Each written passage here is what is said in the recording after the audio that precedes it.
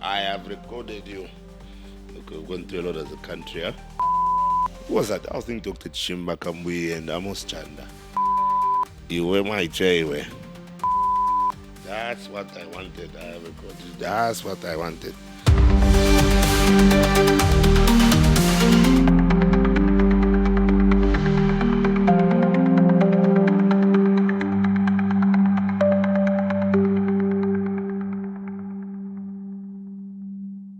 Welcome to Zambia. What a day! Yeah, we're back, and back for another episode. Looking at some of the stories. Put on introduce themselves on podcast? You know, I've never really found out. Like, should I say my name? You have to say your name. How are people going to know who you are? Like, don't you put like my name somewhere there? Yeah, we do. We have a law that it comes with your name, but In the caption. you're not popular, bro. Nobody knows you. So in the caption. Yeah, it's there, but nobody knows if it's actually you, bro. Why? But then why would you put it in the caption? I don't know. Why would you put it in the caption? Why would you put it on the lower thirds there? Why would What the if they name tag confuse pop up? you for me? What's that? What if they confuse you for me? Because my voice is also there. No, but it comes when I'm speaking, right? Yeah, I So think what's the problem? No, And but- why would they confuse me for you when you're not even showing? I'm the only one showing here, and therefore my name is with the person who is showing. Okay, diva. So, So you are such a big superstar that you don't have to say your name. but I'm just if you've put my name there, I don't know. I'd have saved 3 seconds. Me, teacher, I don't know. But the the time whole is not a three- problem. What's that? See, now that 3 seconds that you wanted to save, we spent like a minute or two arguing about whether your name should be there. Okay, fine. My name is Chimweka. Are you happy? AKA Chile 3. Anyway, welcome to Zambia. What a day! You see, the thing is, it's not about me. It's not about me. You know, one thing I've also come to realize. I was telling somebody this, that because there's a point where I started going to different churches. There's a point I started going to different churches. I was like on this streak where I was trying to see like, okay, what church can I settle for? And I went to different churches, different types of churches. I won't mention which churches I went to, but I went to some of them, some very well known, some not very well known. But you see, I come from a very Catholic background. So my parents are Catholic, and deep Catholic, by the way. Like my mother's got some position even, you know. But then I've grown up in that kind of background. You know, I've been baptized Catholic. I even got confirmed as a Catholic. You know, like I went through those stages. So I once went back to the Catholic Church. I'm like, it's been a while. Let me also pass through the Catholic Church as well. And I had a very good time, maybe because I'm used to it. But I noticed one thing. That sometimes you can actually have a whole mass without even knowing the name of the priest. Like they don't make that a big deal. But there's some churches where they mention the name of the pastor or whoever. I don't like it's constantly like it's mentioned a lot. In fact, from the outside actually, from the entrance, it's there. So in case you do not know, you'll know. But I noticed, like for example, I would go to like I mentioned, I would go to St. Ignatius, right? And of the whole mass, I would not even know the name of the priest. The mass ends. I think I'd even gone, like a month or two without knowing the name of some priests because they change. Because But St. there's a Ignatius, they rota. change. There's a rota. There's a rota. You know who is serving which Mars. There's a rota. Yeah, so I think the only way I knew, so they give you like this booklet. So if you don't have the booklet, you won't know. So there's that booklet. Those who go to St. Ignatius know what I'm talking about. There's a booklet. They get, like there's the songs there, some prayers, and then they put times because they put like one generic one for like the whole day. So they put 8 hours mass, Father, what? But sometimes it'll change. Sometimes you see maybe it's Father George at 17 hours. Maybe something happens. That Somebody has a else will nice come and ring sit to in it. for him. That has a nice ring to it, Father George. Maybe I should join the society. of Yeah, Jesus. so I noticed that, and I said, okay, there must be a reason to it. Maybe it's deliberate. That it should not be centered around them. It's about there's a bigger cause there. I became Catholic in high school because I went to a Catholic high school. But there were specific priests that I really enjoyed. Like, so our high school was Catholic, but it allowed like Scripture Union to have their own thing and SDAs to have their own thing. So what would happen is if it's not like, I think I enjoyed Mass by 3 priests. So if it's not by any of these 3, if I walk into Mass, I see, or I like see them prepare, and I ask like the altar boys, like who's serving Mass, and they'll tell me. And I'm like, this Mass is going to be boring, and I'll go to, we used to call it Chigubi, SU, because that's where the drums used to, yeah, so it used to be fun. But I found myself, I felt to go back to a Pentecostal setting after I had been in a Catholic setting, because it's just more meaningful to me, the organization. I get you. So I'm trying to adopt the culture of priests. I'm not saying your name, because as the father of the nation. It's not about me. It's about the stories, right? As the father of the nation. Let's get into them. All right. What are the stories here? We're getting into the calls intensified for policies to support the boy child. Also, we're talking about the Upnd demanding the removal of police at Kikonge Gold Rush. And Zambia hosting an AU workshop to boost AI use in Agenda 2063. All right, thinking about the future, right? And considering the time this is coming up. All right, let's start with this story here of the UPND, the United Party for National Development, who have called on the government to withdraw Zambia Police Service officers deployed to provide security at the Kikonge Gold Rush site in Mufumbe district.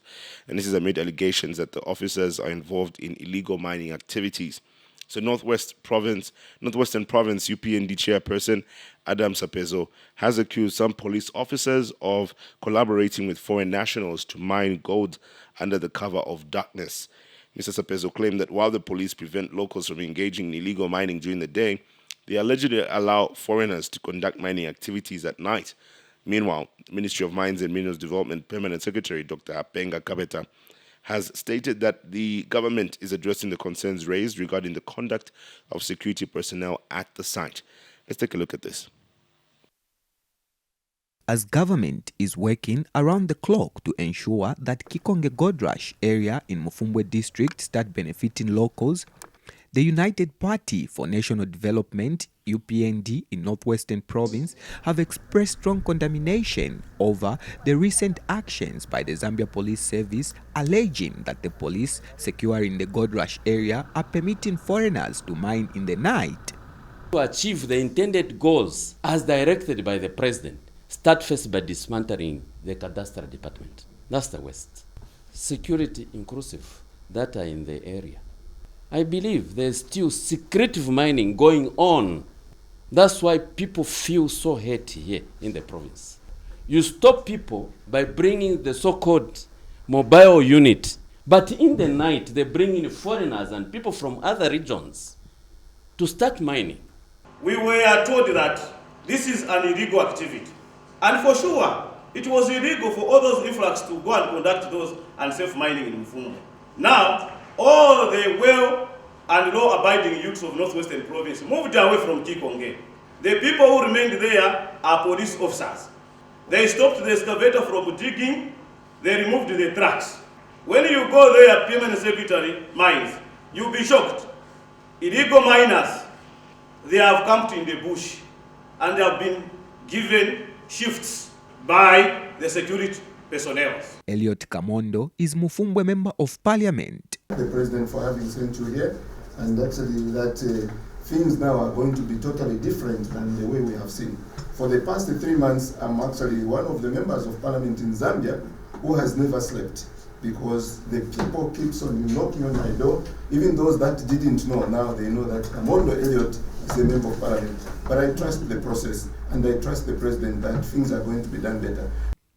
Meanwhile, Permanent Secretary in the Ministry of Mines and Minerals Development, Dr. Hapenga Kabeta, says government is addressing the issue. First and foremost, earlier I indicated that this is a matter that has been adequately addressed. But beyond that, I think there is a general view that these law enforcement officers require the support of the community. We need to give them confidence that they are doing the right thing. Stakeholders have since called for the review of licensing process and for measures to ensure that local people are prioritized in the resource exploitation activities. Mlenga Walia, Diamond News, Solwezi, Northwestern Province. So, I mean, gold mining generally has become such a big conversation in this country. It seems like there's a lot of people making a lot of money from gold here in Zambia. Like, for a while, it was copper. You hear people in copper business, copper this, copper that. But now I'm hearing a lot of gold, but a lot of it is seemingly illegally done. But a lot of money that people are making and people surviving from that. Recently, we're talking about Mufumbwe. We saw people lose lives.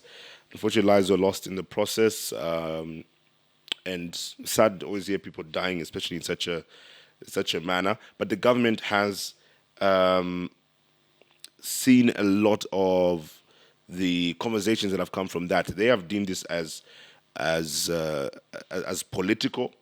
But we've also seen security personnel being deployed there to make sure that there's order being maintained. Some of them also, I believe, we've also lost some police officers have been lost in the process.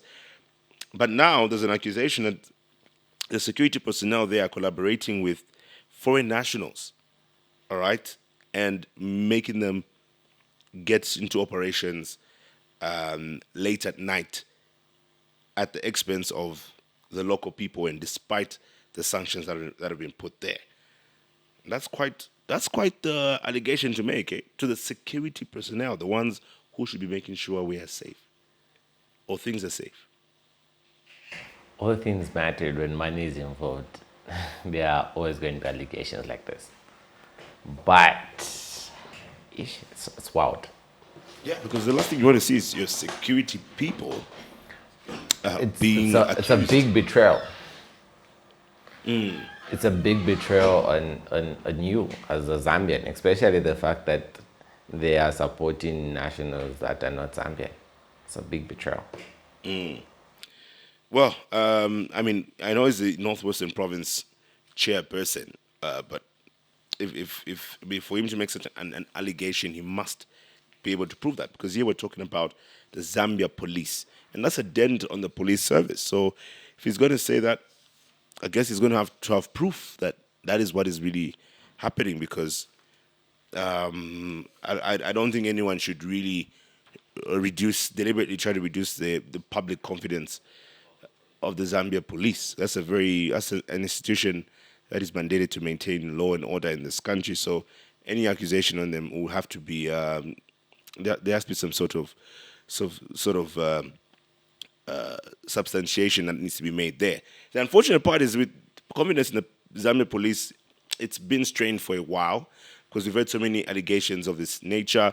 But not only that, even just with some of these official reports, when you look at statistics from TIZ or other institutions, when they make all these rankings of some of the most corrupt institutions of government, especially in Zambia, you find that the Zambia police has come up before and hasn't really hasn't ranked too well in the standards of how people would expect them to conduct themselves, considering that their job is related to law and order. So maybe some of this particular reputation they've had makes it easy for people to accuse them, and for others to even believe any accusations that are made towards them. So this was quite interesting, worth noting, to hear from what the Upnd chairperson in Northwestern Province is saying about this issue. And the Minerals Development Minister, the Mines and Minerals Development Minister, the Permanent Secretary rather,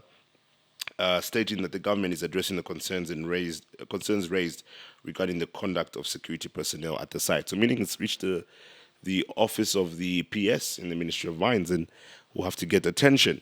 Speaking of getting attention, there's been calls to intensify policies that support the boy child. All right, so Standing Up for a Boy Child initiative, Zambia, has called for targeted policies and interventions to support the well-being of the boy child. Speaking during a meeting with the Parliamentary Caucus on Children, Organization Chief Executive Officer Mildred Chinyanta says national programs have largely focused on empowering the girl child, leaving boys vulnerable to school dropout, street life, and substance abuse. Parliamentary Caucus on Children Vice Chairperson and Iteji Member of Parliament, Tuambo Mutinta, welcomed the initiative, emphasizing the importance of a balanced approach to child welfare. Let's take a look at this. Standing Up for a Boy Child initiative, Zambia, SUBSEAS, has called for targeted interventions to improve the well-being of the boy child. SUBSEAS Chief Executive Officer Mildred Chinyanta says while there has been significant progress in empowering the girl child, the boy child has been left behind. Speaking during a meeting with the Parliamentary Caucus on Children, Ms. Kanyanta raised concerns that the country's development efforts have heavily focused on girls, leaving boys vulnerable and underserved. Here to talk about equity, where we came to remind you that as you're making up policies, let the policies speak to all the gender, not policies that are speaking to one gender. So far, we can feel it on the ground that there's no policy that is tailored to the needs of our boys and young men, especially when it comes to education. There are a lot of programs that our girls are benefiting from. No wonder we could see that the number of street children are boys.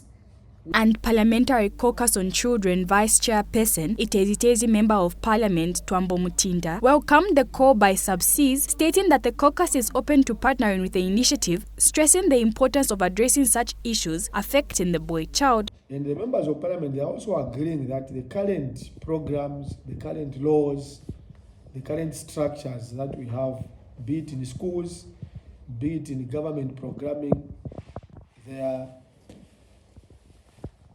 favoring the girls at the expense of the boys, and they are not promoting gender. So those things have been agreed by these members of Parliament. Members of Parliament were now afraid to make laws that will conflict. Another CSO will come to us tomorrow, telling us the opposite of what you are telling us. Other parliamentarians present at the meeting re-echoed the need for boy-child-centered interventions in the country. What we have is a lack of sufficient information. What I understand is that the issue to do with inherent discrimination of the girl child has been a cultural issue.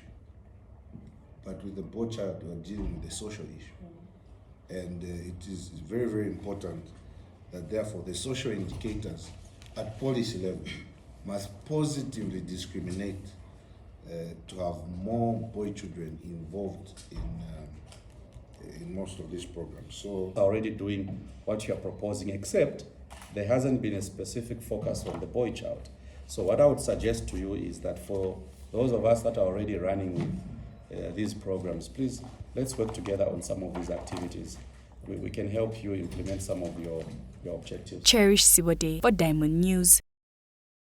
I mean, that's true. When you look at, I don't think it can ever be the same. But when you look at what has been happening in the recent past, we have definitely seen a lot of attention that has gone towards a girl child. Understandably so, like you've mentioned, they've been marginalized for a while. So it makes sense why. But the only concern is that there should also be support that goes towards the boy child and concentration, attention that should go towards the boy child. I don't think it could ever be the same because the needs of a boy and a girl, for different reasons, will be different. Biologically, I guess even emotionally, there will be a difference there. And the larger number will probably go towards the girl child looking at what has been happening. But for the boy child, the concern has been that, look, there's things that happen to them. They drop out. They find themselves in the streets trying to make money, and maybe they eventually start abusing substances. Others even end up becoming violent. And you see, it creates a cycle because when they become violent and they now getting to gender-based violence, they'll be beating up the same girl child that they'll be having in the homes and so on. It creates a particular cycle. So I think it really just comes back to attention also going towards the boy child. And if you look at how we are, where we are as a country, and June, by the way, was Men's Mental Health Awareness Month. You did not know that? It was. And you see, you didn't even know that. As a man yourself, you never knew about it. But there's been so many conversations. Because even when you look at the number of people who kill themselves, who commit suicide, men are higher. There's a higher number of men who do that. And when you look at some of the common concerns that are raised, the common factors, is that you have a lot of men who bottle up emotions. How were they raised? Were they taught and told that it's okay for a man to share his problems? You can open up with people around you. It's okay for you to cry. What are people told? So it still comes back to the same thing. What are you telling the boy child? If you're telling your boy child at a very young age that you can do this and it's fine, it's normal for your man to cry or to open up or to be emotional. Doesn't mean you're weak. It doesn't mean that you are a sissy or whatever. So it comes back to that, and I think that's the direction a lot of us in society should be going. And I'm happy now. I've been seeing a lot of these boys and men's conferences being organized by different people, where you have chats with school-going kids, boys. There's one that I've been emceeing for the last, I think, is it 3 or 4 years? Chadley House School. So I think that they were one of the first people I saw doing that, especially for kids, where they just have a boys' conference.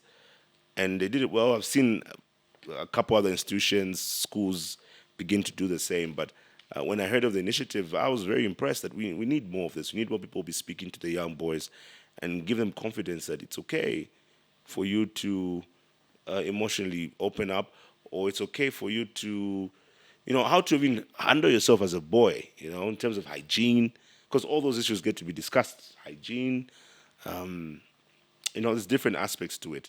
So imagine if you had a boys' conference. Have you ever been to one yourself? No, I've never been to a boys' conference. But also, I think some of these conversations are conversations that need to, for them to have the most impact, they need to come from a home rather than from a home first, rather than from out there. Because if you get this type of conversations from a home first, then there's some validity to it. So when you go out there and you hear this, it's just cementing what you've been taught at home. The reason why I support the school one is, you talk about what you hear at home. That's very true. But you say it carries more validity when it's from the home, right? Others would argue that. Because if you look at a school-going child, they spend a lot of time in a school setup. So they are under the care of teachers, they under the care of even their friends. So you find that children begin to pick up habits and certain patterns from the people that they found around. And that's why you find that a child will come from a home where they have these kinds of values, they are from this church that doesn't believe in this, that. But eventually they begin to interact with people from different walks of life, and depending on who they're closest to, they might just pick up that particular behavior or manners. And we've had parents who've been shocked, hey, the parents are this kind of people in church and this, that. But because of the people that they're found with a lot, who might influence them, you find that people at school actually have more influence. If it's kids, a lot of parents will tell you that, it's very important, especially for young kids, to go to the right schools where, what their teacher tells them is like, teacher said. So you find that sometimes teachers even begin to have more influence than you, the parent, because they spend a lot of time together. So others would argue that the other way around, that from the school, they get to learn these things that maybe some parents would not be comfortable to say at home, or would not have the time to say at home. But my chat still stands that even if you spend 3/4 of your time at a school, right, your biggest role models growing up is to your parents, right? You go back home and you look up to your father, Yeah. you look up to your mother, right? And you respect them way more than your teacher, because the teacher takes up a role of more or less like a nanny. He's just teaching you the basics of life. But when you get these conversations at home, right, there's a certain, you're getting gems from your role model. It's like, imagine you sat down with your role model and he's telling you something. You're getting gems. It hits the heart a little bit different. So while I understand going to a good school is a plus, but the people that have been to the best schools and have ended up, for lack of a better term, spoiled, right? And you can't blame the school, you can't blame the parents either. Each person has got a different personality trait, and it's supposed to be parented or taught different. But anyway, I agree. At the end of the day, I just feel it just needs to be collaborative. There needs to be that imparting of knowledge that comes through from the parents from home, and then to be reinforced by the teachers. So the teachers, the parents should be speaking in harmony. And I think generally as parents, you should know what is right and wrong in society, and your child should know about that. So there should be collaboration. And especially for parents not to negate their responsibilities and leave them on to teachers. Like, okay, the teachers will do that. I don't have time for this. I'm busy with this. That. They should also have time to impart this knowledge from the child. And I mean, it's true what they say, charity begins at home, right? So our parents definitely have a major role to play, and it just needs to be cemented by the teachers who happen to be found with the pupils. And I think we'll be able to see a better society in future. And hopefully even now. All right, now speaking of the future, AI is the current, the future, and it's becoming an increasingly critical tool in development planning and data analysis. That is why the African Union has launched a regional training workshop to help member states harness AI in advancing their development agendas. So the training is tailored to support, the implementation of the African Union's second 10-year implementation plan under the Agenda 2063. It aims to equip government officials and key stakeholders with cutting-edge digital tools and strategies that align with national priorities without overburdening institutional systems. The workshop was officially opened by Dr. Oliver Kalabo, who is Deputy Secretary to the Cabinet in charge of administration. Let's take a look at the opening day of this particular workshop.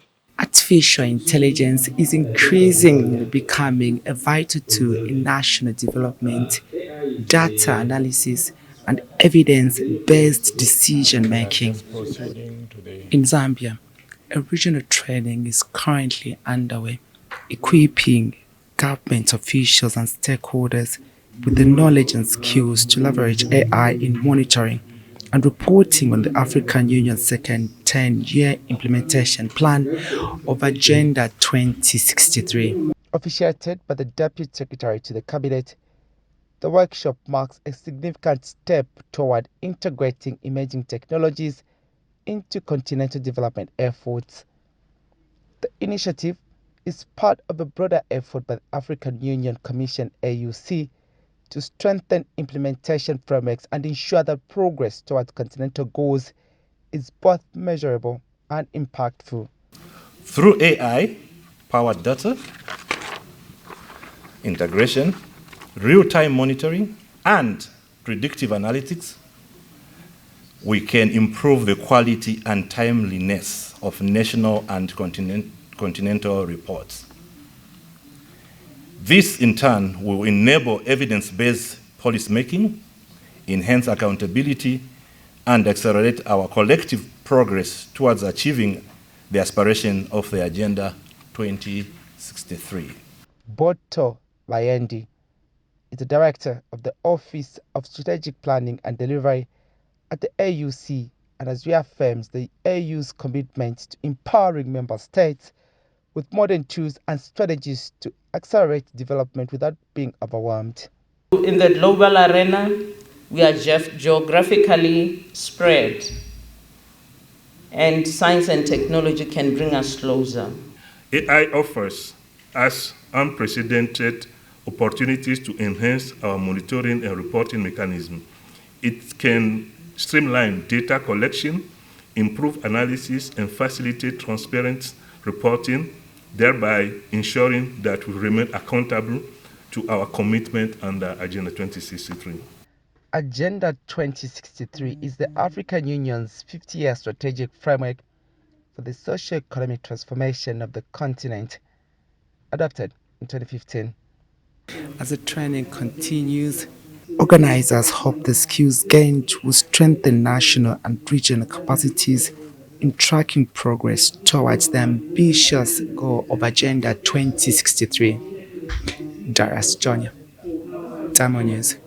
So that's on the opening day of the African Union Second 10-Year Implementation Plan under the Agenda 2063, or at least a training that's meant to support the implementation of this particular Agenda 2063.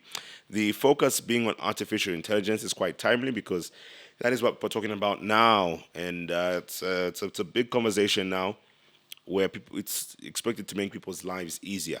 You're expected to have work done quicker and to get assistance generally in how you go about your work. Unfortunately, it's also been used for people's dubious plans or sinister motives in this particular process. What do you think of AI?